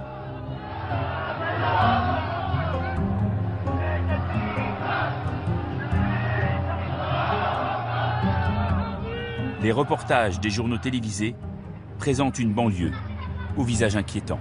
Ce qu'a dit l'imam Khomeini, est-ce que c'est... raison. Elle a raison ce qu'on fond. Elle a raison ce qu'on fond. Et au revoir et merci. Est-ce que vous trouvez juste qu'on le condamne à mort? Je sais pas. Moi, je trouve, juste moi. Moi, je trouve. Dans la religion, c'est ça. Il mérite la mort. On a dit franchement. Il peut toucher, il peut dire, moi, il peut me dire Bougnoul ou ça, je n'ai rien foutre de sa gueule. Mais pour toucher le prophète, il mérite la mort. Et je l'ai dit franchement. Et je n'ai pas peur de personne. Ces réactions, leur mise en lumière par les médias, sont un tournant. Pour le politologue Dominique Régnier, c'est la première fois que des musulmans revendiquent en France un islam incompatible avec la République. La parution des versets sataniques de Salman Rushdie fait prendre conscience à une partie des Européens de la possibilité d'un conflit interculturel avec l'islam. Et c'est quelque chose qui jusqu'ici n'avait jamais été expérimenté. C'est-à-dire qu'au fond, le modèle dans lequel on se trouvait, nous les Français, et assez largement nous les Européens, était celui de, en vivant ensemble, on va partager les mêmes valeurs, c'est-à-dire les nôtres, puisque nous les accueillons, et en gros, nous sommes quand même beaucoup plus nombreux, donc il y aura un phénomène d'intégration par le fait, de facto. Et l'affaire Rushdie fait apparaître la possibilité d'un désaccord sur des valeurs fondamentales. Ici, le droit de publier ce que l'on veut publier et même le droit de blasphémer. Bonsoir. Cette fois, c'est tout l'islam qui s'embrase. Il aura suffi d'un petit livre écrit par Salman Rushdie, un Britannique d'origine indienne, pour que l'on prenne conscience de l'immense fossé qui sépare deux mondes. D'un côté, celui des Occidentaux, le nôtre, et de l'autre côté, celui de l'islam. L'affaire Rushdie, elle montre que sur ce grand indicateur de la culture de liberté des Européens, il y a un point d'incompréhension avec les musulmans. Et peut-être ça annonce que si nous n'arrivons pas à les convaincre de la nécessité d'admettre que nous vivons ainsi, il y aura des conflits là-dessus, des contentieux. 1989, c'est cette même année que tombe le mur de Berlin. Alors que l'Allemagne est réunifiée, que l'on sort définitivement de la guerre froide et du conflit Est-Ouest, l'idée se fait jour que l'humanité serait à nouveau partagée en deux. Quelques années plus tard, un professeur américain théorise cette vision du monde. Le titre de son livre, « Le choc des civilisations », devient un concept international. De plus en plus, nous entendons évoquer un choc des civilisations qui marquerait le XXIe siècle. De même que le XIXe siècle a vu s'affronter les nationalités et le XXe siècle les idéologies. Un choc de civilisation présent et à venir qui serait plus radical, plus violent, plus passionnel, parce qu'il verrait s'affronter des cultures et des religions. Les attentats du 11 septembre 2001, mais aussi la guerre en Afghanistan, la guerre en Irak, les attentats de Madrid, ceux de Londres, et l'affaire des caricatures au Danemark jusqu'aux assassinats de Charlie Hebdo sont lus avec cette même matrice, une guerre entre l'Occident judéo-chrétien et l'Orient musulman. Et cette approche est alimentée dans les deux camps. Les néoconservateurs d'un côté, qu'ils soient américains ou français, et les mouvements dits djihadistes de l'autre, partagent la même vision du monde. Les uns et les autres sont d'accord pour dire qu'il y a un choc des civilisations. Le choc des civilisations n'est pas simplement une invention européenne. C'est aussi une vision qui est partagée par des non-européens et par des mouvements qui ont développé cette idéologie nihiliste et meurtrière qui est incarnée par la nébuleuse Al-Qaïda, de l'État islamique, etc.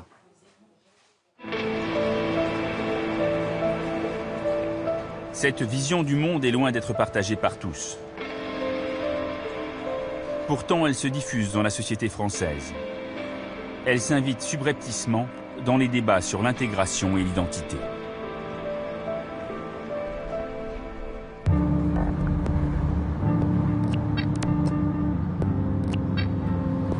Retiré en pleine campagne, à 1 heure du Mans, il est un homme qui fut un temps le principal de collège le plus célèbre de France. Ernest Chénière dirige alors un collège aux 26 nationalités à Creil, dans l'Oise. Nous sommes toujours en cette même année 1989, celle des versets sataniques et du mur de Berlin. Un jour d'avril, 3 élèves musulmanes refusent d'enlever leur voile avant d'entrer en cours. Elles ont commencé à porter ce voile ou foulard islamique en classe, mais de manière ostentatoire et provocatrice. Donc moi j'ai convoqué les jeunes filles, je leur ai parlé et je leur ai dit non écoutez, il faut arrêter ça. Voilà, on le fait gentiment, mais si vous perturbez le déroulement des cours, je vais être obligé de prendre une sanction. Donc réfléchissez et revenez à la raison. Je crains en Dieu. Je crains de personne, sauf le Dieu. Je porterai toujours mon foulard jusqu'à ma mort. Les jeunes filles sont vindicatives. Elles ont été élevées avec des principes religieux très stricts. Dans leur salon, un tableau rappelle en permanence les versets du Coran. Le principal tente de négocier avec les familles. Il se retrouve confronté à des représentants d'associations intégristes. Ils m'ont dit, monsieur le principal, on va vous donner un Coran, un vrai Coran. Bon, des Corans, j'en ai, hein. On va vous donner un vrai Coran, vous allez comprendre. Et puis de toute façon, il faut vous dire une chose, c'est que dans un an, toutes les filles musulmanes, elles viendront, elles seront habillées comme ça, vêtues jusqu'aux pieds. Alors j'ai dit, écoutez, là je ne crois pas. Face aux pressions et même à l'intervention du roi du Maroc, les collégiennes vont retirer leur foulard. Mais le mal est fait. L'affaire est un séisme. Elle met en porte-à-faux les valeurs de la République. Elle oblige à choisir entre deux bonnes causes. Liberté religieuse contre neutralité laïque. Liberté d'expression contre droit des femmes. À gauche, la confusion est totale. Les jeunes filles sont soutenues par l'épouse du président, Danielle Mitterrand, qui invoque la Révolution française. Si aujourd'hui, 200 ans après, la laïcité ne pouvait pas accueillir toutes les religions, toutes les expressions en France, alors qu'il y aurait un recul terrible. Et si le voile est l'expression d'une religion, nous devons accepter les traditions telles qu'elles sont. Donc on peut accepter donc des gens même avec des signes distinctifs. On peut, mais on doit. Au même moment, l'avocate féministe Gisèle Halimi s'oppose catégoriquement au port du voile. C'est le symbole de la soumission de la femme, de l'infériorisation de la femme. Mais c'est un des signes de l'enfermement de la femme. Il n'y a pas que ça fait partie d'un tout.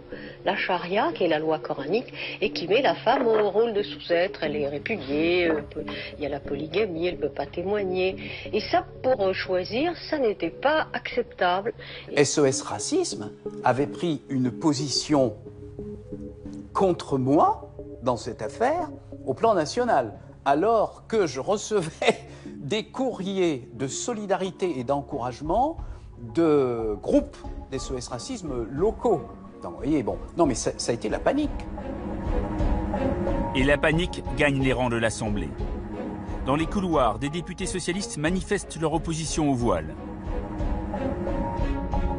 C'est ma position de vieil instituteur public.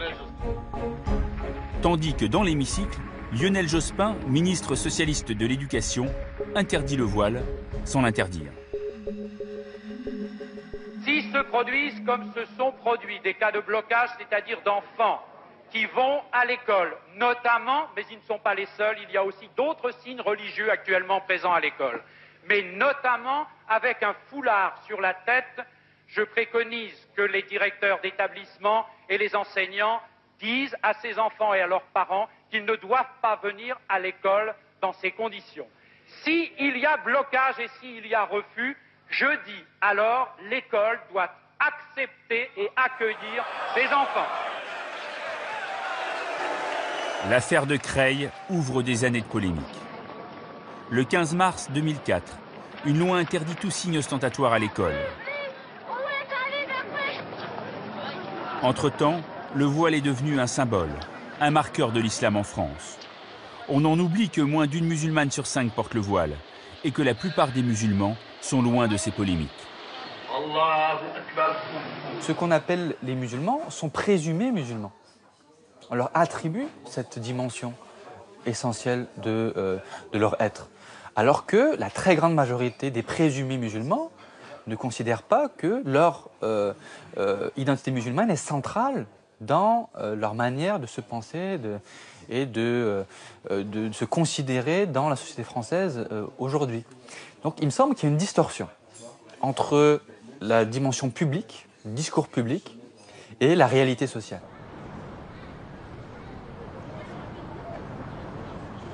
À Bobigny, le service des naturalisations doit s'adapter à l'actualité. Le voile s'est invité dans les questionnaires. J'ai toujours respecté, voilà. Qu'est-ce que vous pensez de l'interdiction de porter le voile à l'école? L'interdiction de porter le voile. En fait, ça c'est chaque pays a ses droits et ses devoirs. Voilà. Donc on doit respecter, si la loi a été votée, on doit la respecter. Moi je suis pas contre ça. Voilà. D'accord. À la fin des années 80, les agents de l'administration ont vu apparaître des candidatures qu'ils n'avaient pas l'habitude de voir auparavant. Donc c'était des femmes qui portaient le voile ou hijab. Et au départ, les agents de l'État ne savaient pas si ça constituait ou pas un défaut d'assimilation. Puisque l'État français, en fait, peut refuser la naturalisation pour un motif juridique précis qui s'appelle défaut d'assimilation. Selon vous, en France, est-ce qu'on est libre de pratiquer la religion que l'on veut? Bien sûr. Oui. Dans le respect mutuel. La France est un pays laïque, donc c'est la séparation de la religion de l'État, et on respecte bien. Le voile serait-il un critère qui empêche de devenir français? Après quelques flottements, le Conseil d'État tranche la question en 1994. Le fait de porter le hijab, en soi, ne constitue pas un défaut d'assimilation. Donc on ne peut pas refuser à une femme la nationalité française si elle respecte tous les autres critères et qu'elle porte le hijab. Mais 6 ans plus tard, une circulaire demande aux agents de faire préciser le sens de cette tenue vestimentaire. L'État introduit une différence entre le voile acceptable, qui fait partie d'une tradition, et le voile intégriste que les agents doivent refuser. Qu'est-ce que vous pensez de l'interdiction de porter le voile à l'école? Moi, j'aime bien.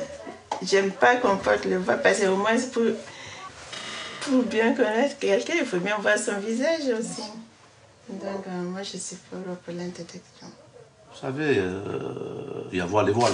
Bien sûr. Il y a le petit voile qui est un petit foulard, comme, je ne sais pas, vous ne portez pas de foulard et vous sortez, il pleut, vous n'avez pas de parapluie, vous allez mettre un petit foulard. C'est pas ça qui va vous rendre, il va vous changer, ou va vous mettre sur une autre planète, avec une autre culture, avec une autre... C'est un petit effet vestimentaire qu'il faut l'adapter à... Le voile en lui-même a une charge symbolique qui est tellement forte, encore aujourd'hui, que les appréciations diffèrent beaucoup d'un agent à un autre, d'une préfecture à un autre, etc. La question du voile ne cesse de rebondir.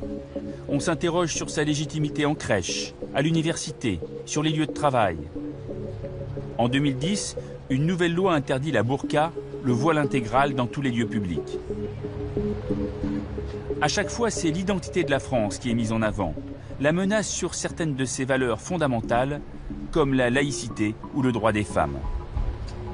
Ces phénomènes-là, leurs manifestations, l'affaire Rushdie, le voile, apparaissent comme des événements qui viennent remettre en cause, non pas le niveau de vie, parce que moi je pourrais appeler le patrimoine matériel, ma richesse, c'est pas les délocalisations, c'est pas la concurrence de pays à bas salaire, c'est le style de vie. On ne vit pas comme ça. Et ça, c'est ce que j'appelle le patrimoine immatériel. On ne vit pas comme ça. Nous sommes dans une société où les femmes et les hommes sont déclarés égaux.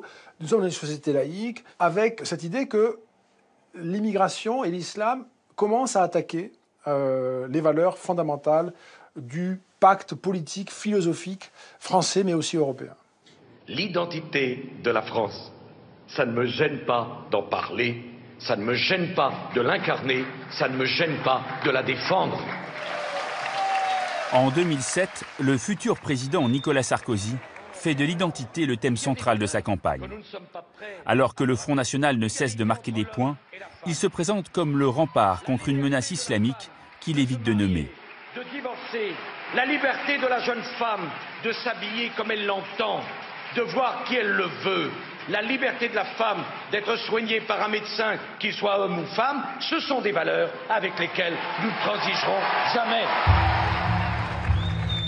Sitôt élu, le nouveau président confie à son ami Brice Hortefeux un ministère qui regroupe dans le même intitulé Immigration et Identité nationale.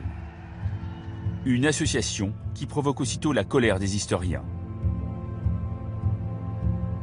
quand on fait une histoire de l'extrême droite, une histoire des mouvements xénophobes, on s'aperçoit que la notion d'identité nationale, même s'il n'était pas formulée forcément avec ce mot-là, a toujours été extrêmement présente dans les groupes d'extrême droite. C'est-à-dire, l'identité nationale en France a toujours été un sujet de conversation quand on voulait stigmatiser les immigrants, quand on leur reprochait de menacer notre identité. On ne pouvait pas, en tant qu'historien, ayant travaillé sur cette question-là, connaissant l'histoire de cette question-là, avaliser ce genre de démarche.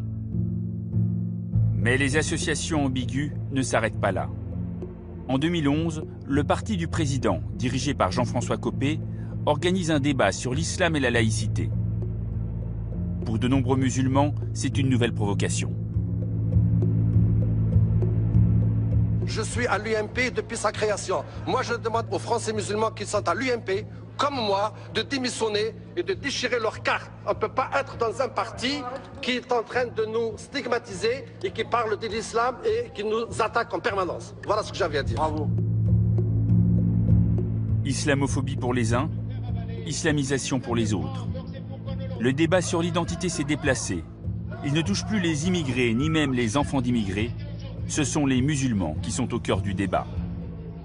Ce que découvrent les Français, ce que découvrent les Européens, découvrir que même si par hypothèse on met fin à l'immigration, on ne met pas fin à la question du rapport avec l'islam. Parce qu'il y a des musulmans en Europe, il y en a en France. Ils sont même plutôt plus nombreux qu'ils n'étaient. Dans les classes d'âge, on le voit très clairement. Et donc la question de l'immigration, en réalité, elle est presque une question secondaire. Elle est une question qui a été largement débordée par celle de la présence de l'islam dans l'espace public français. L'islam est-il compatible avec les valeurs de la France? Faut-il réfléchir à des aménagements? C'est désormais entre Français que le débat fait rage, et parfois même entre musulmans. Lydia Guirousse est née en Algérie. Elle est arrivée à Roubaix à 5 ans. Une enfance heureuse, un parcours scolaire brillant. Française naturalisée et musulmane, elle ne reconnaît plus sa ville. Dans un livre témoignage, elle accuse les élus de faire trop de compromis. À force d'être dans la compréhension, dans le relativisme, dans je ne veux pas faire de vagues, je ne veux pas stigmatiser. Il y a une partie des élus, notamment dans les villes de périphérie, qui ont fait plein de petits arrangements, qui ont fait que la population issue de l'immigration et la population musulmane, elle s'est retrouvée petit à petit enfermée dans le piège de sa composante la plus extrémiste. Et donc les islamistes ont pris le dessus sur les modérés. Et donc on est arrivé à une situation aujourd'hui où le communautarisme le plus dur a gagné des villes entières, des quartiers entiers, où on ne peut plus circuler tranquillement quand on est une femme, où il n'y a qu'une succession de magasins halal. J'ai rien contre le halal, mais je pense que quand dans un quartier il n'y a exclusivement que des magasins halal, des boutiques de niqab, il y a quand même un problème, et où la religion devient en fait la référence dans tout. Militante féministe, Lydia Guirousse s'est engagée à l'UMP début 2015. Elle est devenue une opposante forcenée au port du voile. Le voile, c'est un marqueur de son appartenance religieuse.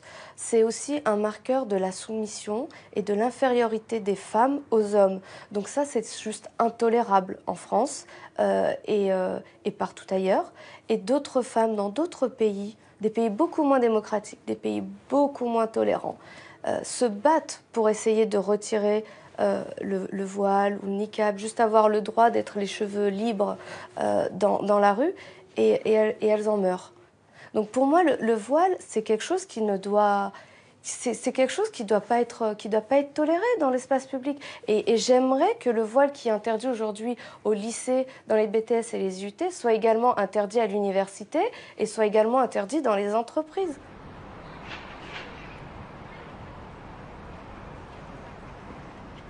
Le Blanc-Ménil est une banlieue pauvre dans le nord de Paris, avec des quartiers comme ceux que dénonce Lydia Guirousse, où la majorité des femmes sont voilées. Ce matin, au centre social, une dizaine de mères se sont réunies. Elles se battent pour pouvoir porter le voile pendant les sorties scolaires. On peut avoir peur, faut pas se voiler la face. Nous sommes quelques jours après les attentats contre Charlie Hebdo. Les musulmans sont dans le collimateur. Ces femmes sont toutes françaises et parfois nées en France. Elles sont en colère. C'est pas du tout légal, c'est pas du tout laïque. Sous prétexte qu'on a un foulard, on est terroriste, quoi.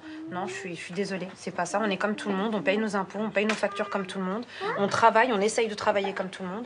Malheureusement, on est exclu de la vie scolaire, on est exclu de travail parce qu'on porte le voile, on est exclu de beaucoup de choses. Et à la fin, mais on ne trouve pas notre place dans cette société. Il faut que j'oublie ma religion, il faut que j'oublie mes cultures et il faut que je sois française comme la française, la caucasienne. Non, je suis française et aujourd'hui... Je suis française musulmane, tout simplement. Tout simplement. Tu sais ce qu'il m'a dit mon fils la dernière fois? Il sortait juste après les événements.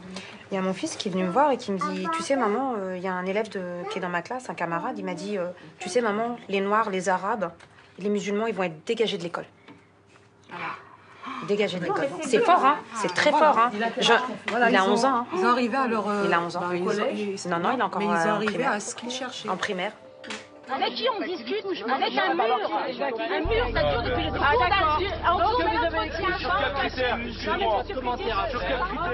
le Les conflits sur l'accompagnement scolaire ont commencé il y a 10 ans.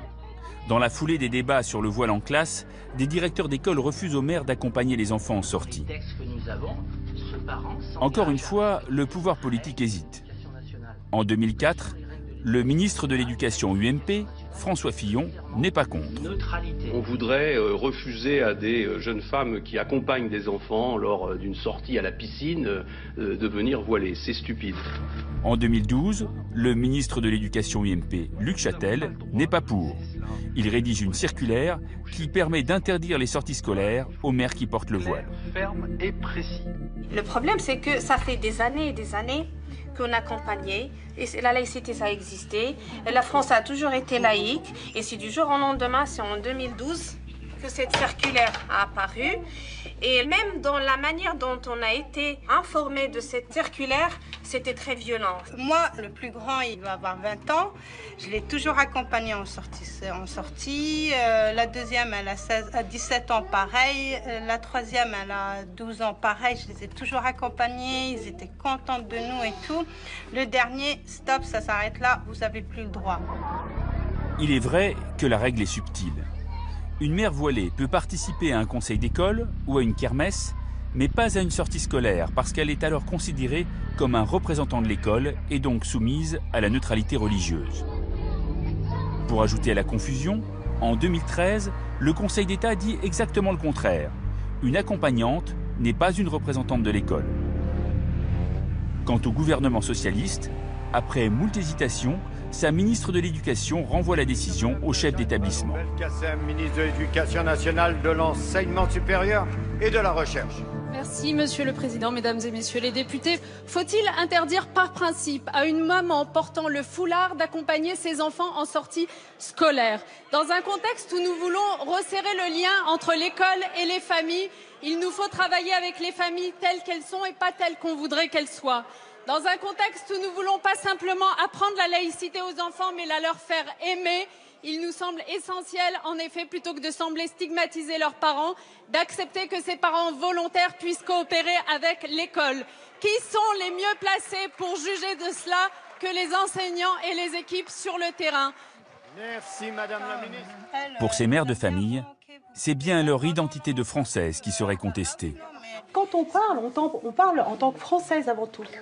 Moi, je parle en tant que Française aujourd'hui.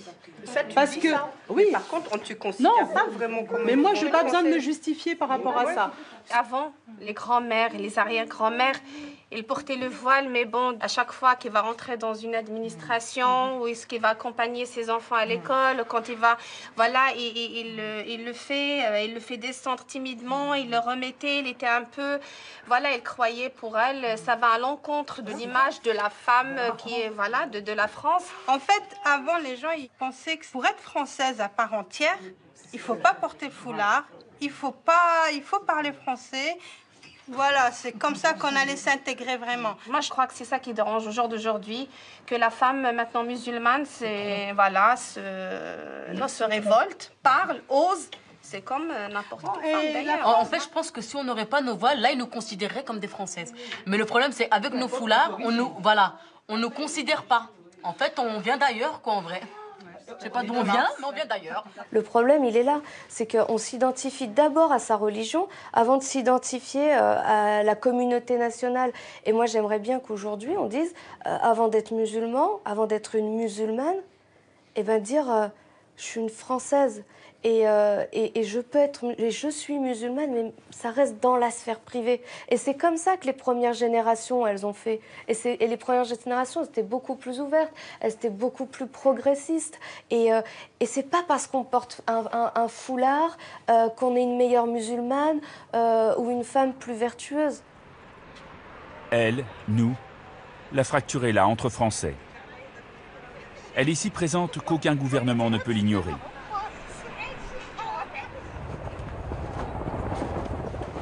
En août 2012, le Premier ministre Jean-Marc Ayrault commande un rapport sur l'intégration à Thierry Tuot. Ce haut fonctionnaire spécialiste de l'immigration aborde la question de l'islam, mais son approche bienveillante tranche avec la violence des discours ambiants. L'erreur que je dénonce dans l'approche de l'islam est de centrer la question sur l'islam au lieu de le centrer sur la République. La République, c'est très simple, la liberté de conscience est garantie. Nul ne peut être inquiété pour ses opinions, même religieuse, dit la Déclaration des droits de l'homme. Et ce même religieuse, il est plein de sens et de portée. Nous n'avons pas le droit, au nom de nos valeurs, d'interdire à quelqu'un de croire à quelque chose. Nous devons partir de cette démarche-là, la liberté. À partir du moment où nous posons la liberté comme principe, les choses s'enclenchent de façon très simple. Notre liberté est partagée. Et dans l'espace public, nous devons combiner nos libertés. Dans son rapport, il évoque la question du voile. Il se refuse à lui donner trop d'importance. La France a-t-elle jamais dépendu de ce qu'un bout de tissu soit porté d'une façon ou d'une autre ? Ses propositions pour améliorer l'intégration, pragmatiques et tolérantes, déclenchent de vives réactions. Le rapport est enterré aussitôt sa sortie. Ce n'est pas ce qu'on attendait. Quel homme politique aujourd'hui peut prendre le risque devant ses électeurs de tenir un discours généreux, ouvert, assuré, qui accepte les pratiques religieuses, l'intégration de gens qui ne s'habillent pas de la même façon, la coexistence pacifique? C'est très risqué sur le plan politique. Ce que je reproche au fond à la façon d'aborder la question de l'islam, c'est de le faire à partir d'un présupposé, l'islam est mauvais, et à partir d'une position de peur et de police défensive. Alors que la République que je révère est une République qui valorise la liberté et qui est surtout très sûre d'elle-même, qui n'a peur d'aucune religion. Comment voulez-vous qu'elle porte atteinte à ce que nous sommes ?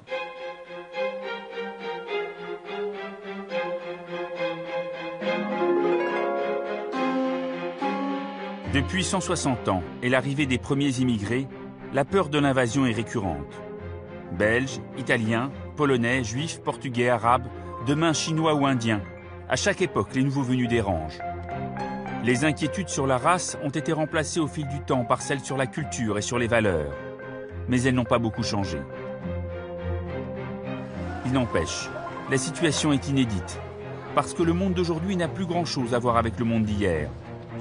Circuler est de plus en plus facile. À l'échelle de la planète, le nombre d'immigrants a triplé en 40 ans. Le phénomène est mondial, il n'est pas prêt de s'arrêter. Et cette réalité n'est pas toujours facile à accepter. Les politiques sont obligés, s'ils s'attaquent au sujet, de dire publiquement que le système sera multiculturel. Je crois qu'ils ne peuvent pas dire autre chose que cela, parce que c'est une vérité. L'état de la société française, les rapports sociaux, l'impression que nous faisaient les étrangers qui existaient dans les années 30 ou 50 ne reviendront pas. Ça, c'est certain. Et j'ajouterais, heureusement, nous sommes aujourd'hui, contrairement à ce qu'on croit, plus tolérants, plus ouverts, mieux au fait des réalités du monde. On n'aura pas, à vue humaine, une disparition des cultures qui sont constituées autour des vagues d'immigration. Et donc, ce sera une société multiculturelle. Et donc, si on veut l'organiser, il faut déjà le dire. Et le dire est considéré aujourd'hui comme politiquement très coûteux. Il faudra pourtant se confronter à la question. Le monde est de plus en plus global. Les frontières physiques ont de moins en moins de sens. Demain, les questions d'identité seront sans doute de plus en plus complexes. Interroger les futurs candidats à la présidence de la République, les grands partis, les parlementaires, c'est quoi être français aujourd'hui? Comment définir la société? Pas en termes, encore une fois, grandiloquents, mais en termes concrets et pratiques. Quelle vision de la liberté partageons-nous? Comment être croyant en France aujourd'hui, quelle que soit la religion? Que veut dire l'appartenance à la nationalité? Des questions, même si on veut être dans le registre patriotique. Pourquoi serions-nous prêts à mourir ensemble 100 ans après la guerre de 14? Pour qui irions-nous vendre notre peau aujourd'hui? C'est des questions très difficiles à aborder et qui n'ont sans doute pas de réponse univoque.